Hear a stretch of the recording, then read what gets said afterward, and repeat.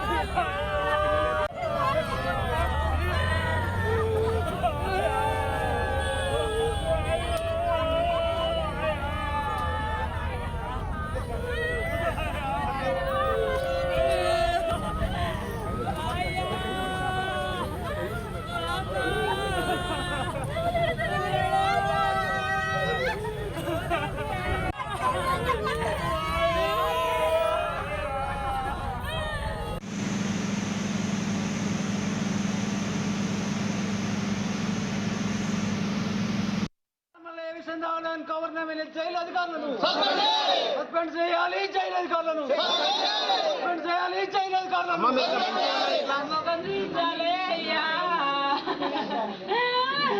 నా ఎద్దోని మనిషి తీసుకొని త్యాగం చేసిరు. అయ్యో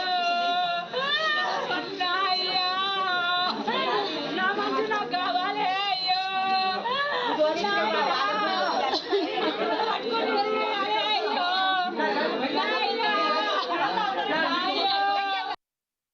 వచ్చిండు మా కొడుకు మా మేనగోళ్ళు భర్తకు ఇంటి మీదకి వచ్చి ఒకరు దర్శిందట. నన్ను దర్శనం ఆయనకి టన్నట అన్నందుకు ఆయన దేవరపల్లి పోలీస్ స్టేషన్కి పోయి చక్కగా జనగామకి జైలుకు రిమాండ్ చేపించిండు.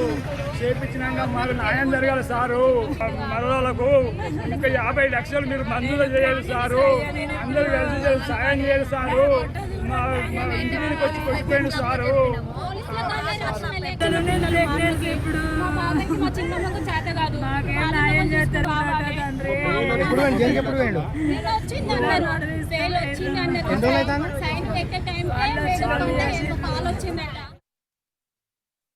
గవర్నమెంట్ హాస్పిటల్కి తీసుకొచ్చాను. మీ అన్నయ్య ఇట్లా పాయిజన్ తీసుకున్నాడని తీసుకున్న తర్వాత నేను ఫోన్ చేస్తే వచ్చాను. అప్పటికే రక్తం కక్కుంటున్నాడు. ఇక్కడనే సీరియస్ అయిపోయినాడు. ఇక్కడనే సీరియస్ అయిన తర్వాత ఎమర్జెన్సీకి రాశాడు. వరంగల్ రాశారు. వరంగల్ రాసేసరికి అప్పటికి రక్తం సార్ సీరియస్ ఉన్నారు. ఏం చేశారు సార్, మీరు ఏం చేశారు సార్ అదని చెప్పి బాగా యాడ్ చేసిన.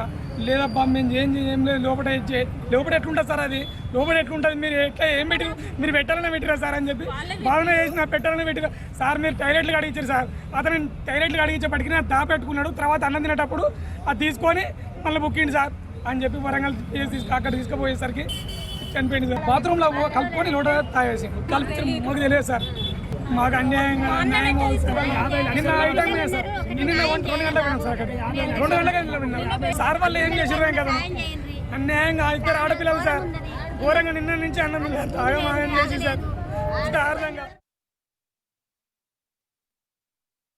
రాకుంటే ఊర్లో పెద్ద మనుషులు వాళ్ళనో వీళ్ళనో పిలిచి ఆయన చారనేట ఆయన కూడా మరి అడగాలి కదా, ఎందుకు వస్తలేడు ఆ బ్రహ్మచారి సింగరాజు బ్రహ్మచారి వాళ్ళ ఆకిట్లకు వచ్చి ఆయననే కొట్టి ఇట్లా చేసి వాళ్ళని కేసు పెట్టి ఏం తెలవని వాళ్ళు వాళ్ళకి తెలవక ఏమైద్దిలే అని అనుకుని తీసుకుపోయారు. మేమైతే మల్లేషన్ అనే వ్యక్తిని పోలీసులకు ఎట్లా అప్పచెప్పినామో వాళ్ళు అప్పచెప్పే బాధ్యత ఉంటుంది. ఆ పోలీస్ స్టేషన్లో న్యాయం జరగదు. మాకెక్కడ జరుగుతుంది ఈ న్యాయం? స్టేషన్ ఇప్పుడు గవర్నమెంట్ ఉన్నది ఏమిటికి? ఈ స్టేషన్లు అని వీళ్ళకు లక్షల కోట్ల జీతాలు ఇచ్చి ప్రజల్ని సమాజాన్ని అందరినీ కాపాడుతా అనుకున్నారా? వీళ్ళు ఏమిటికున్నారు? ఒక బీదోని ఏం లేని ఒక బీదోని